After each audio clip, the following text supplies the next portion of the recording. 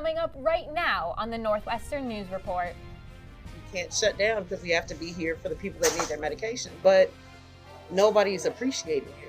A plan in Evanston for employees of large grocery stores to receive hazard pay because of COVID-19, the status of the bill, and what employees are saying. Plus, some of the fraternities where alleged druggings occurred last quarter are now recruiting, what the Office of Fraternity and Sorority Life is saying. Even though we're in a different country, we can still connect to our culture and roots. And it's the Lunar New Year's. We show you how students are celebrating. That way? Or this way? I can't see. 2 seconds. Those stories and more tonight on the Northwestern News Report. It's your news right now. Hello and welcome to the Northwestern News Report. I'm Milena Halkiao. And I'm Gabrielle Coriati. I'm really excited to see the story we have tonight about students celebrating the Lunar New Year with a dragon costume. I can't wait until we get to that one. Me too. Lots of news to cover this Tuesday night. We start in Evanston, where the City Council voted in favor of a bill saying employees of larger grocery stores should receive a hazard pay because of the health risks they face during the pandemic. Walgreens pharmacy technician Monique Lewis goes home every day to her elderly mother and high school daughter who both have respiratory conditions. Despite the health risks, she never stopped working. Every day, especially in the beginning, it was very, very scary. To compensate these employees, Edward Alderman Devin Reed proposed a bill that would require employers to give a minimum $4 hazard pay to grocery workers. Reed, whose mother is an essential worker and recently caught COVID, hopes to alleviate the hazard of employees getting sick and affecting loved ones. We're in the midst of a pandemic that has caused a lot of healthcare turmoil and turmoil in families, as well as economic turmoil. Lewis expressed what this proposal means for her and all employees. We can't shut down because we have to be here for the people that need their medication, but nobody's appreciating you.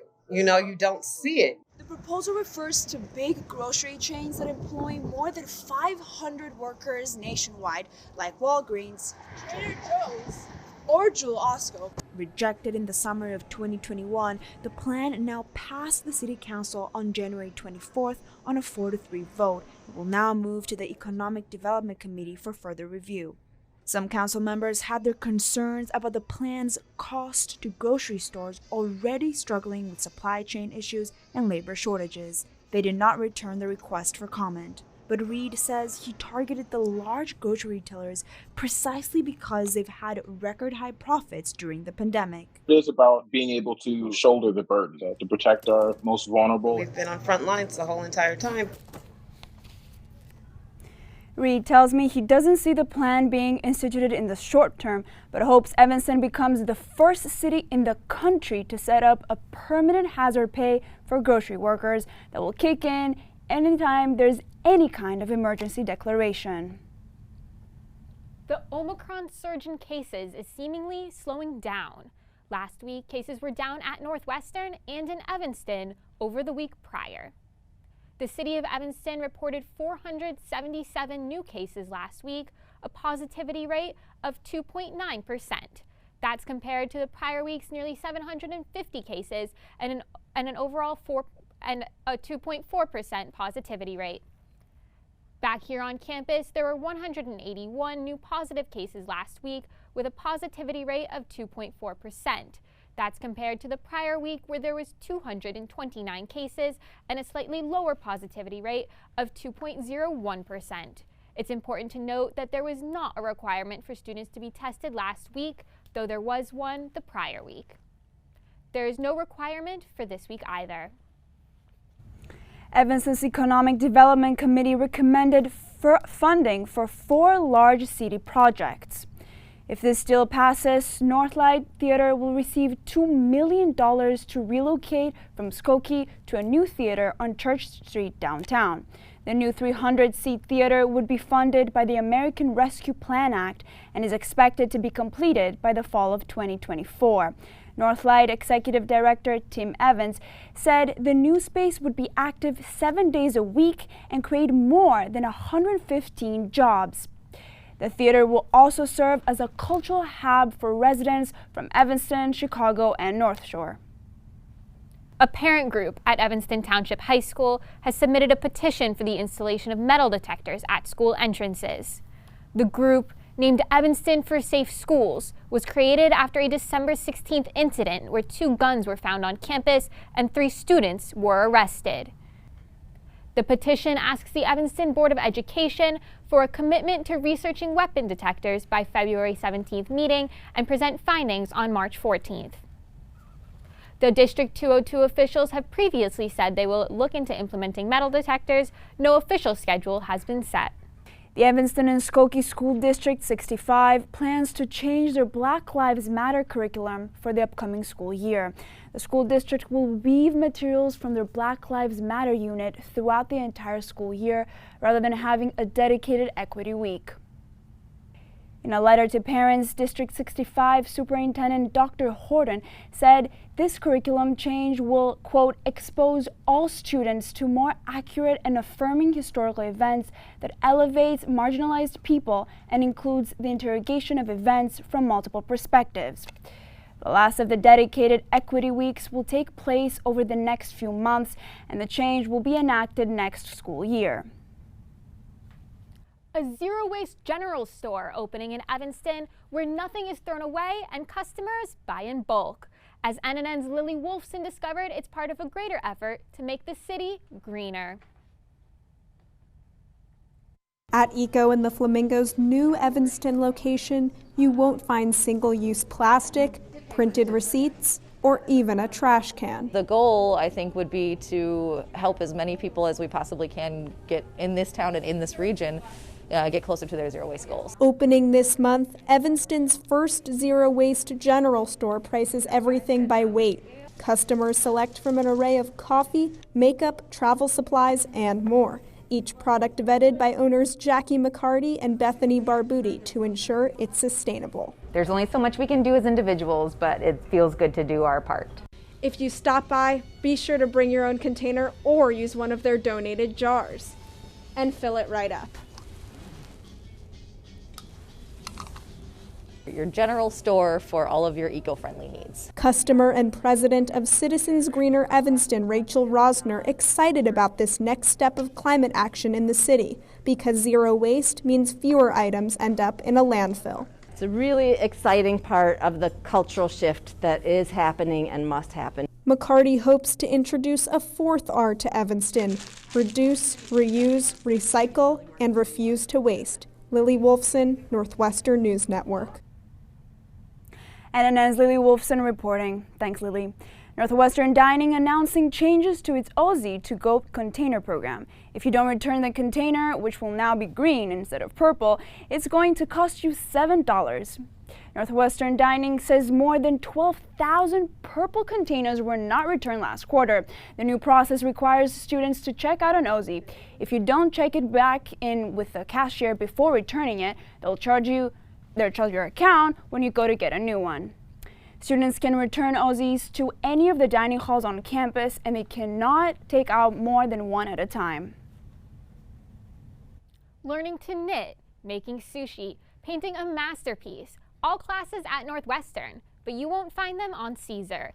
NNN's Logan Schijano explores why Norris University Center's short mini courses have a long-lasting impact.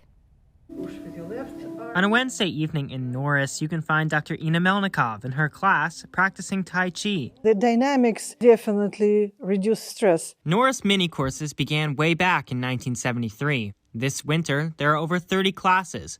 Northwestern students, faculty, and adults in the Evanston community can all enroll. The courses do bring people together, and they'll definitely have an opportunity to kind of engage with folks that are outside of your everyday bubble. The commitment, minimal. Most courses meet once a week and range from 4 to 6 weeks long. These non-credited recreational courses can give them a space to do something fun. Though the winter courses just began, some students are already seeing their work pay off. For the last few days, I feel that there is some changes in the way my body is operating. You may know Norris for its bustling food court, but if you walk through those doors, down the stairs, you'll get to the underground. There's a game room here. And Arctica Studios right here, where wheel throwing classes are taught for all skill levels. Even though I'm a scientist, I've always had an artistic side and a drive to make art, and so this is a really good way to do that and also kind of do it in more of a group setting. For wheel throwing instructor Rachel Ward, this connection is key. They don't realize that connecting with something as simple as dirt can provide such a creative outlet. Mini courses making a big difference. Logan Schijano, Northwestern News Network. For students interested in participating in spring mini courses, enrollment opens towards the end of winter quarter. So check back at northwestern.edu/Norris for more information. Coming up, NNN searches for answers after some fraternity council chapters start recruiting despite sanctions for alleged druggings last fall. We'll be back in 60 seconds. At Northwestern, we're wildcats in every way.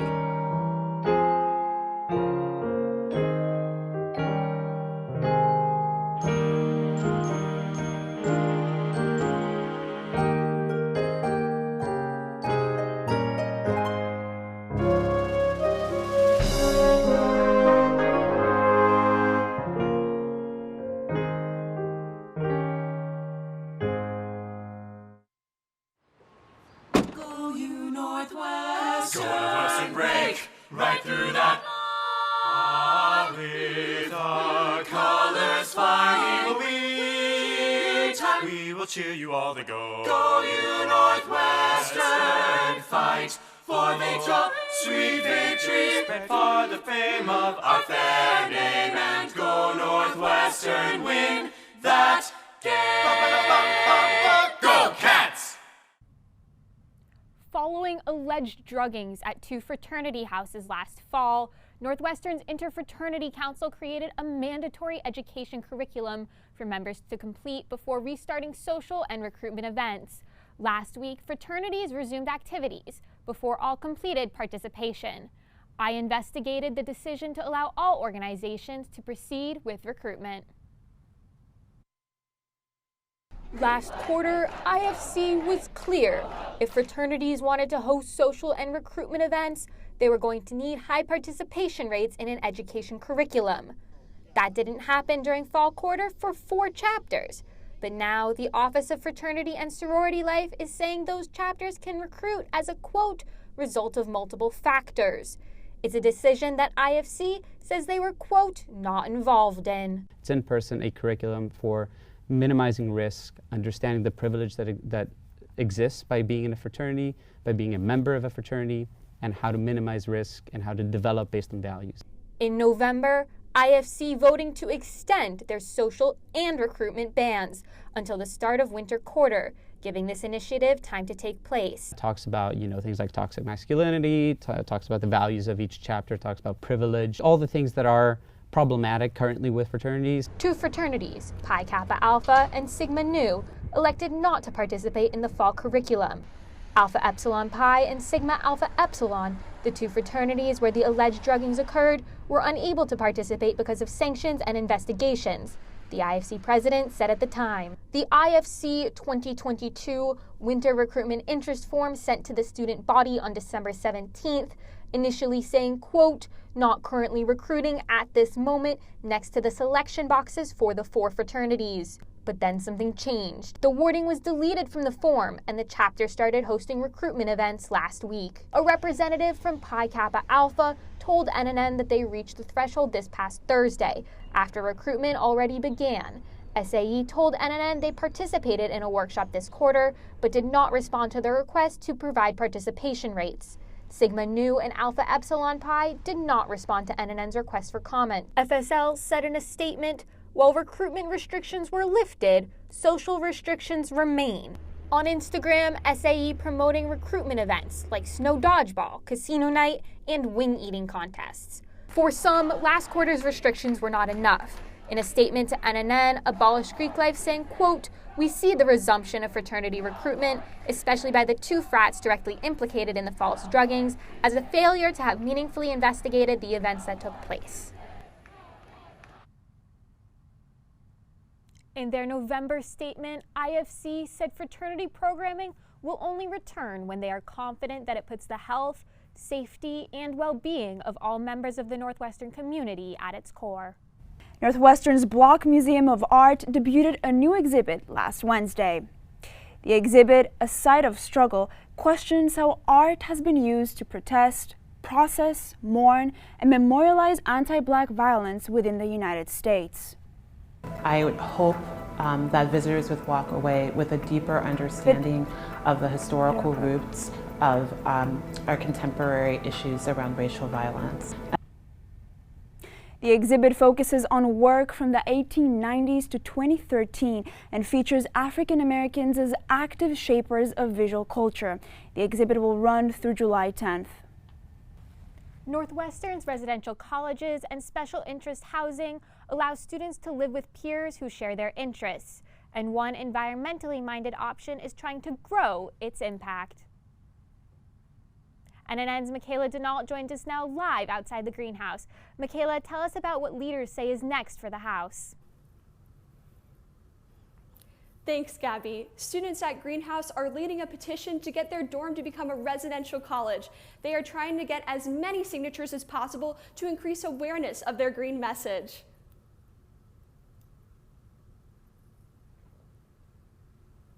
Campus, with residents interested in environmental sustainability and awareness, despite many misconceptions. Their only answer would be like, oh, is that the place where they time your showers or something? But it is not a residential college, and a petition trying to change that would give them a faculty advisor and visibility. We're trying to improve student awareness and student activism concerning environmentalism. While the Greenhouse has not become a residential college yet, the momentum they are receiving from the petition has allowed Northwestern students to engage in their green message. Residential colleges are a community, and we want to help the other residential colleges do some of the things that we're doing. From composting to environmental events, if given the new status, they could plant their green impact across campus. We would get that closer relationship between staff and students. But Land Ethics Chair Vlad Navirkovitz says NU administration is not hearing their concerns. They've thrown at us is, oh, there hasn't been a new res college added in 50 years, and it's like we don't have the infrastructure. If they don't become a residential college, they say they'll continue branching out, working towards solar panels on their roof and an environmental student council, or ESC. We might turn the ESC into something that residential colleges will envy. Green living to reduce our footprint on campus. Michaela Denault, Northwestern News Network. We reached out to residential services, but they were unable to give us a comment on the petition before tonight's story. We'll update on any response on our social media. Reporting from the Greenhouse, I'm Michaela Denault, Northwestern News Network. Thanks, Michaela. Melina? A local media merger here in the Windy City. The Chicago Sun-Times and public radio station WBEZ will soon be under the same umbrella thanks to a merger approved by the Chicago Public Media Board. Bridget Aduadia reports on reactions to the merger from the Medill community and its impact on students. Public Media Board, which controls NPR affiliate WBEZ, changing Chicago's local news landscaping by moving forward with purchasing ownership of daily newspaper, the Chicago Sun-Times, on January 18th. We're talking about one of the oldest and best-known legacy news organizations in Chicago, suddenly becoming a nonprofit. 40 to 50 new jobs are expected to come from the merger, according to Chicago Public Media CEO Matt Moog in an interview with the Medill Local News Initiative. A public media deal close to home for Medill. With the journalism residency program, Chicago is always the most popular city. Despite decreasing its financial losses, the Chicago Sun-Times struggles with falling ad revenue. The merger allows different funding sources like donations. It opens up this door to other forms of potential revenue. With declining local newspapers nationally, concerns about journalism jobs persist. They hear doom and gloom things about local news. Ariane Nettles, a lecturer at Medill, says students' interests are changing with the market and faculty tries to adapt course offerings. What are some of the maybe building blocks that we would want to develop for people so that students could be ready for those roles. Some Medill faculty remain optimistic about local news and say students should be too. I think that it's actually a very exciting, vibrant time for Chicago journalism. A partnership more than a business transaction, transforming the future of local news. Bridget Abdul-Wadier, Northwestern News Network. The organization's plan finalized the merger on Monday. The organization says $61 million in donations pledged over 5 years from foundations and individuals will help the Sun-Times broaden its reporting. Olatunji joins us now in the Weather Center. Hi, Melina. Coming up, from rain to sun and snow again, find out what you'll need to wear throughout this windy week. I have your 7-day forecast after the break. If you want to be a parent, it doesn't matter how you play, what you wear, how you dance, or even what direction life takes you. You just need to be there. You don't have to be perfect to be a perfect parent. Thousands of teens in foster care don't need perfection. They just need you.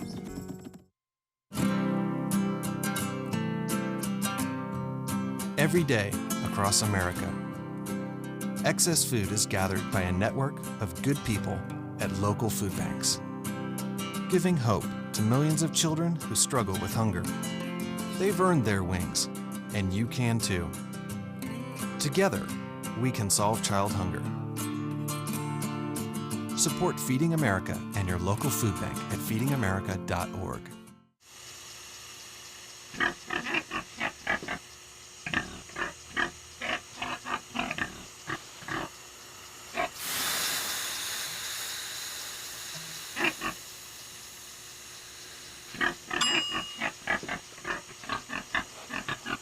Cook foods to the right temperature using a food thermometer. 3,000 Americans will die from food poisoning this year. Keep your family safer. Check your steps at foodsafety.gov.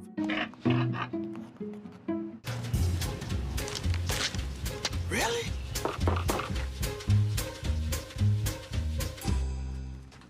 Buzz, what's up, man?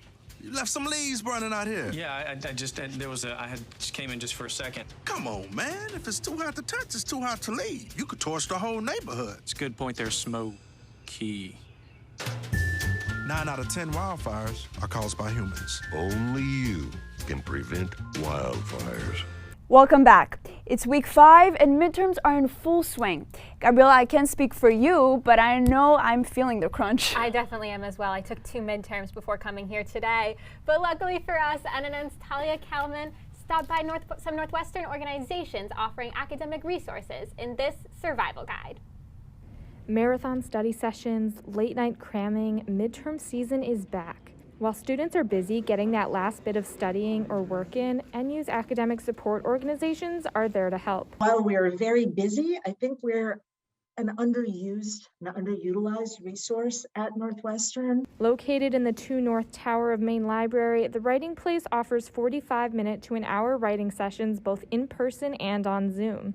And Schwam says all students should sign up for an appointment regardless of whether they have a finished draft. We know that some of the best sessions happen when people come with just preliminary ideas. Just around the corner from the Writing Place is NU's Office of Academic Support and Learning Advancement, or ASLA. And our philosophy is that every student at Northwestern has something to learn and something to teach. ASLA offers a variety of programs, including peer-guided study groups and drop-in tutoring. While registration for study groups is closed, students hesitant but looking for support can still take advantage of other services. I do it on my own. I've always done it on my own. I've got this. And so they don't always realize how much they can learn from their peers. And that's something we really try to develop. Studying up on NU resources for a smoother midterm season. Talia Kalman, Northwestern News Network. Both ASLA and the Writing Place encourage students to check out their websites and make appointments to take advantage of their services. Well, while you're studying for midterms, you're probably going to be looking out the window at some snow later this week. Take a look at this drone footage of a snow-covered campus from last week. We got 9 inches of snow on Friday. Many students weren't expecting it as nearly 6 inches fell overnight. And get this, more snow is on the way. NNN's Olatunji Osha-Williams is here with all the details. Olatunji, how much snow should we be expecting? Hi there. Well, the exact amount is going to be tricky, and as we enter February, the weather's going to be a little temperamental. Tonight, make sure you've got your coat for the snow showers that start at night tomorrow with a low of 21. And on Wednesday, you'll be needing a coat and gloves again. Snow showers throughout the day with a high of 25 and low of 21. Wind's going to be strong too, blowing at 17 miles per hour throughout the entire day. You're going to have to keep that coat on because this Thursday, the snow is not stopping, and neither is the wind. Snow showers in the day with a high of 19, and at overcast skies at night with a low of 11. And the wind's blowing at a strong 19 miles per hour throughout the day. And the snow doesn't stop for the weekend. This Friday, we're partly cloudy with flurries at noontime, a high of 21 during the day, low of 7 at night. No snow and sunny skies on Saturday with a high of 24 during the day and a low of 19 at night. Sunday is a mix of cloud and sunshine during the day, 30 degrees while the sun's up and 18 degrees while the sun's down. I'm Olatunji Osha-Williams, and this was your 6-day forecast. Thanks, Olatunji. Coming up, it's the Lunar New Year. We talk with students to see how they're celebrating. Don't go away. At Northwestern, we're wildcats in every way.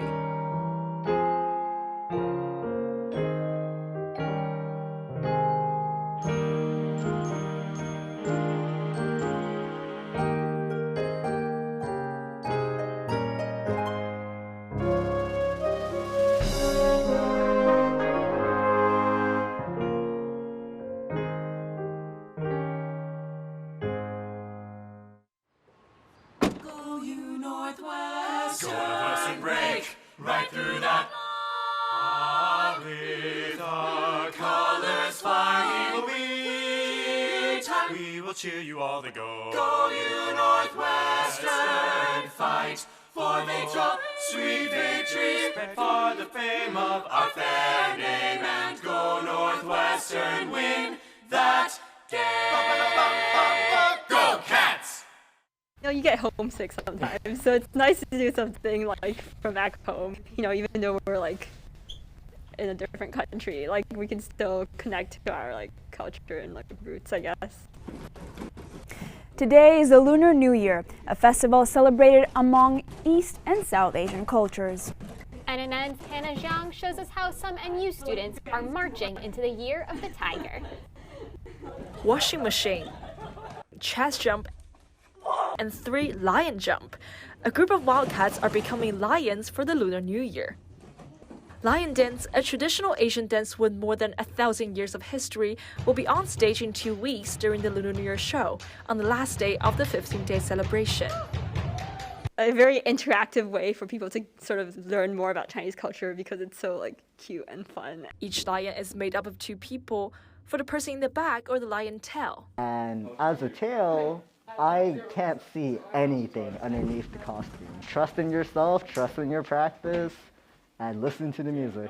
Finally get to celebrate New Year with my friends. Due to travel restrictions, it's been 3 years since Chinese student Carrie Zeng was last home. And during last Lunar New Year, they were having a family dinner that was really big, and I saw, you know, the dumplings and like the noodles on the table. I literally didn't like kind of smell it, but I was like, you know, in Allison eating my breakfast. But this year, as more international students can gather on campus, community members are hosting a Lunar New Year show. We really want to provide all of the students a place that we can gather and we can celebrate, we can have fun together. Lunar New Year celebrations with families on the phone and friends by your side. So Hannah, could you teach us how to greet each other on the Lunar New Year? Yeah, of course. So I speak Mandarin or Chinese. We say 新年快乐, which means Happy New Year, or 恭喜发财, which means may you have a good fortune. 新年快乐, right? Okay. I wish you'll have a wonderful new year. Thank you, Hannah. Thank you. That will do it for us for tonight on the Northwestern News Report. I'm Gabrielle Coriati. And I'm Melina Halkia. Be sure to follow us on socials. We're at NNN_news. Thanks for watching.